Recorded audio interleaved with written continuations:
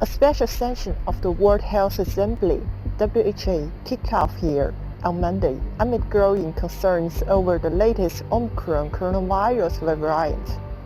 where the participants aim to negotiate a new pandemic treaty. The WHO main session this year decided to set up a work group to consider the findings and recommendations of a number of panels and committees on global preparedness and the response to the COVID-19 before starting their discussions on Monday.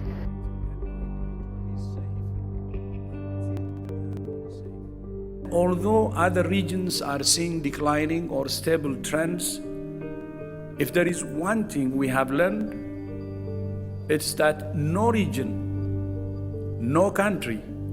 no community, and no individual is safe until we are all safe.